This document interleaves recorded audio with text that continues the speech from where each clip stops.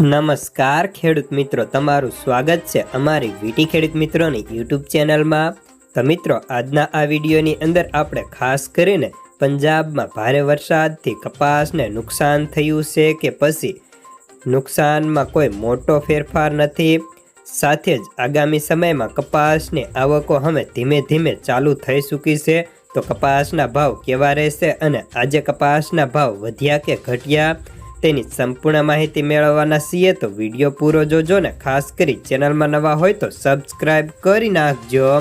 તો મિત્રો, સૌપ્રથમ તો આપણે આજની વાત કરીએ તો આજે કપાસની આવકો આખા ગુજરાતભરની મળીને માંડ 10 થી લઈને 10,500 મણ સુધીની જોવા મળી હતી। જેમાં કપાસના ભાવની વાત કરીએ તો કપાસના ભાવ આજે તેની ક્વોલિટી મુજબ નવો કપાસ હોય તો 1400 થી લઈને 1500ની વચ્ચે બોલાતા, સાથે જૂના કપાસની વાત કરીએ તો તેમાં 4G કપાસ 1540 થી 1580, A પ્લસમાં 1520 થી 1550, B પ્લસમાં 1400 થી 1500, બીમાં 1300 થી 1450 અને C ક્વોલિટીમાં 1200 થી 1350 રૂપિયા સુધીના ભાવ જોવા મળતા હતા। હવે આપણે મેન વાત કરીએ તો પંજાબમાં જે ભારે વરસાદ થયો છે, જેના કારણે કપાસના પાકમાં ભારે વરસાદથી નુકસાનમાં ઘણો બધો મોટો ફેરફાર થયો હતો અને ઊભા પાકમાં ભારે નુકસાન જોવા મળ્યું છે।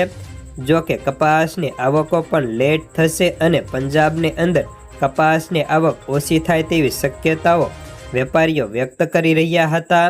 સાથે જ હરિયાણામાં પણ થોડી અસર થઈ હતી, જેથી ત્યાં પણ કપાસની આવક થોડી ઓછી આવે તેવી ધારણા હતી। હવે આપણે રૂ બજારની વાત કરીએ તો રૂ બજારમાં આજે ધીમી ગતિએ ઘટાડાનો દોર ચાલુ રહ્યો હતો। ખોળ વાયદો પણ નરમ પડ્યો છે। આજે દેશભરમાં મળીને 8 થી લઈને 10,000 ગાંસડીને આસપાસ આવકો સ્ટેબલ રહી હતી, જેમાં ગાંસડીના ભાવમાં આજે ખાંડીએ 100 રૂપિયા ઘટીને 55,000 રૂપિયા રહ્યા હતા, જ્યારે કલ્યાણ રૂમાં 37,900 રૂપિયા પ્રતિ ખાંડીના ભાવ છે, જ્યારે ખોળ બેન્ચમાર્ક વાયદો આજે 36 ઘટી 3380ની સપાટીને આસપાસ રહ્યો હતો।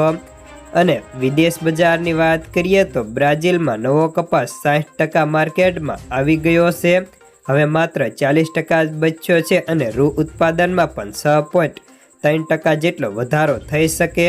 અમેરિકામાં કપાસના ઊભા પાકની સ્થિતિ સતત બગડતી જઈ રહી છે, જેથી ન્યૂયોર્ક રૂ વાયદામાં મંદી અટકીને સામાન્ય સુધારા થઈ રહ્યા હતા। તો બસ આજના કપાસના સમાચારમાં આટલું જ। ધન્યવાદ।